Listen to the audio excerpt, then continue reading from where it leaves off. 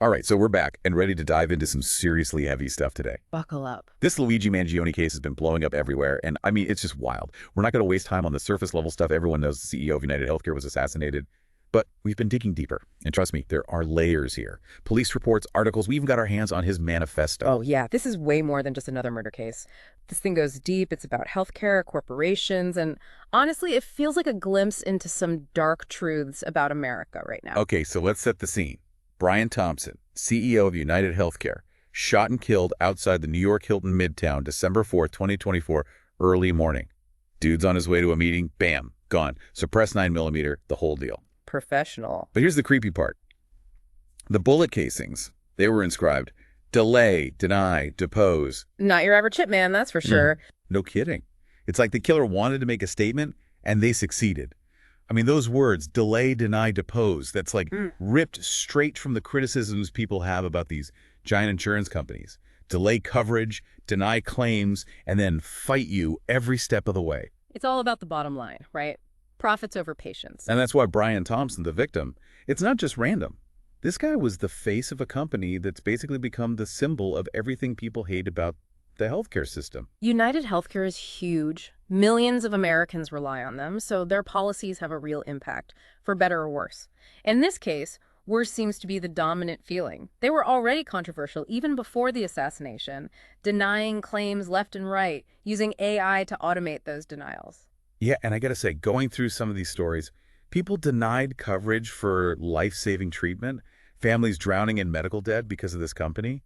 It's tough to read. It's a reminder that these policies, these decisions, they have real human consequences. Absolutely. Yeah. And that context, it's crucial to understanding why this whole thing has blown up the way it has. I mean, this is not your typical murder case. The public's reaction is unlike anything I've ever seen. Okay, so let's talk about our guy, Luigi Mangione. After the hit, he vanished. Poof, gone. Cops were scrambling. Quite the disappearing act. But they pieced it together bit by bit. He'd arrived in New York a few days before. Greyhound bus from Atlanta, using a fake ID to check into a hostel. Dude was meticulous. He spent days casing the hotel, watching Thompson's routine, planning this thing out. Dedicated. And then, bam, arrested at a McDonald's in Altoona, Pennsylvania. You're kidding. Nope. Some McDonald's employee recognized him from the surveillance photos. They found the gun, 3D printed pistol and suppressor, matched the murder weapon perfectly, plus a stack of fake IDs and a handwritten manifesto. Oh, it's about to get interesting. So we're not dealing with some career criminal here. Luigi Mangione, 26 years old, University of Pennsylvania grad, comes from money, no priors. But this manifesto, that's where things get really dark. This guy was deeply angry, disillusioned, and he saw corporations like United Healthcare as the enemy. And this manifesto, it's not just some random rant. It's well-written, articulate. He lays out his arguments, cites sources, the whole deal. And honestly, it's scary how much it resonates with what people are feeling right now. There's a lot of anger out there, a lot of frustration. In this case, it's like it's tapped into something primal. What's crazy is, reading this manifesto, it's hard not to think of Ted Kaczynski, the Unabomber. Both guys, they had this deep anger towards the system, this sense of powerlessness. And both, well, they turned to violence. That's a dangerous comparison, but there are definitely some parallels. Both were highly intelligent, disillusioned with society, and ultimately believed that violence was the only way to make a statement. Exactly. So the question is Mangione a lone wolf? Or is he just the first domino to fall? Is there a whole wave of anger building out there, ready to explode? That's the scary part. And the public's reaction to this case, it's not helping. I mean, people are straight up praising this guy. Yeah, I've seen it online. It's wild. Memes, jokes, people calling him a hero. It's like they're so angry at the system, they're willing to overlook the fact that he killed someone. It's like he's become this symbol of resistance, a twisted folk hero for the anti-corporate crowd. And it's not just the fringe. It's crossing political lines. People are just fed up. They've lost faith in institutions. They feel like they're getting screwed. And they see Mangione as striking back. It's a dangerous sentiment, but it's understandable. People are hurting, they're struggling, and they feel like no one is listening. So yeah, this case, it's messed up on so many levels, but it's also a wake-up call. We need to pay attention to this anger, this frustration, because if we don't, things could get a lot worse. We're sitting on a powder keg, and this case just might be the spark. Exactly. So let's dig into the manifesto itself. What exactly did this guy say? Okay, so it's not a long read.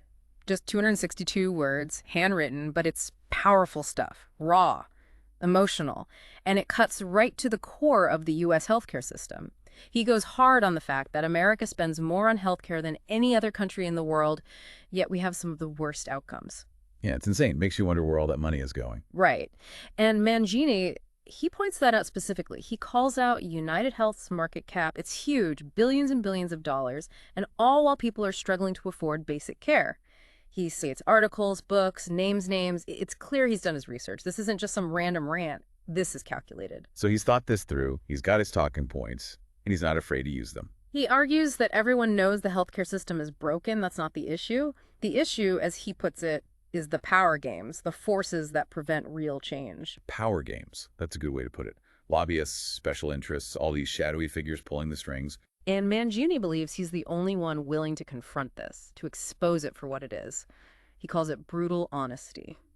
Brutal honesty might be an understatement, but hey, at least he's owning it. I mean, it's messed up that he felt violence was the only option, but I can see how someone can get to that point. When you feel completely powerless, like the system is rigged against you, desperate times call for desperate measures. Right, and that's what makes this case so unsettling. People are relating to that feeling, that sense of desperation. It's tapping into something deep and primal. Yeah, it's like he's holding up a mirror to society, and what we're seeing is pretty damn ugly. It's a reflection of our collective anger, our fear, our distrust. Okay, so we've talked about the system, the manifesto, but let's talk about the man himself. Who is Luigi Mangione? What made him snap? I mean, on paper, this guy's a walking contradiction. Grew up wealthy, family owns country clubs and healthcare facilities in Maryland, went to Gilman, then UPenn. Not exactly the profile of a cold-blooded killer. No, not at all. Sounds more like, I don't know, a future CEO himself. Right. But there are these hints of darkness, these glimpses into a troubled mind. We mentioned the Unabomber thing. He gave Kaczynski's manifesto 4 stars on Goodreads. And there are other clues, online posts, writings, all pointing towards this fascination with violence as a tool for change. Fascination is a chilling word to use in this context. But it speaks to a mindset that's clearly been brewing for a while. Yeah, and then there's the back injury. He'd been dealing with chronic pain for years, even had to leave a co-living community in Honolulu because of it. You got to wonder if that played a role, you know? Physical pain leading to emotional turmoil, it's a classic for a reason. It's definitely a factor. Chronic pain can wear you down, make you feel hopeless, like you've lost control. And when you combine that with the ideological stuff, the anger at the system, it's a recipe for disaster. It's like all these different forces converged, pushed him to the edge, and then, boom, he snaps.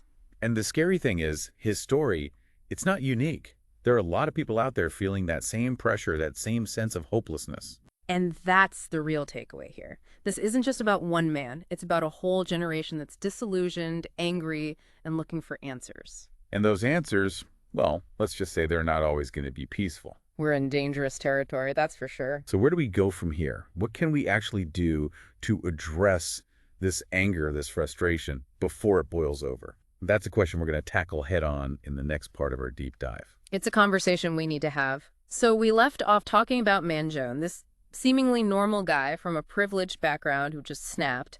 But when you dig deeper, there are these hints of darkness, this obsession with violence as a solution. It's scary, right? Like how many other normal guys out there are harboring these kinds of thoughts? Yeah. And the back injury thing, I can't help but think that played a role too. Chronic pain can really mess you up mentally and emotionally. Absolutely. It's like this perfect storm, physical pain, ideological extremism, and this deep sense of being wronged by the system. It all just built up until he exploded. And the fact that he came from a wealthy background, it's almost like it makes it worse. You know, it's harder to dismiss him as just some disgruntled loser. It challenges the narrative, right? He had privilege, opportunity, and he still went down this dark path. It's like a slap in the face to the whole system. And it goes back to what we were talking about earlier, the public's reaction. People are seeing a bit of themselves in this guy, even if they don't want to admit it. They're feeling that same anger, that same frustration, and it's scary. It's a reflection of where we are as a society, this deep-seated sense of powerlessness, like the game is rigged and we're all just pawns. So where do we go from here? What do we do with all this anger, this frustration? I mean, it's like we're sitting on a ticking time bomb. We need to start acknowledging the problem. This case, it's exposed some deep wounds in our society. Healthcare is a mess, but it's bigger than that. It's about corporate greed, inequality, the erosion of trust in institutions. People are losing faith in the system. They feel like their voices don't matter. And when that happens, well, we've seen how that can play out. Exactly. So what do? We start by talking about it. We have honest conversations about the things that are breaking, the things that need to change. And we need to demand better from our elected officials, from corporations, from each other. We can't just sit back and accept the status quo. We need to get involved, stay informed, and make our voices heard. So let's talk solutions. We've thrown around some ideas, healthcare reform, corporate accountability, but how do we actually make those things happen? It all feels so overwhelming. It is overwhelming, but that doesn't mean we give up. We start small, focus on the things we can control. Like what? Give me something concrete. Educate yourself, read up on the issues, understand the different perspectives. Okay, I can do that. What else? Talk to your friends and family about these things. Have those uncomfortable conversations. The more we talk about it, the more awareness we raise, the more pressure we put on those in power to make a change. That makes sense. What about contacting my elected officials? Does that actually do anything? It can. They need to know that these issues matter to their constituents.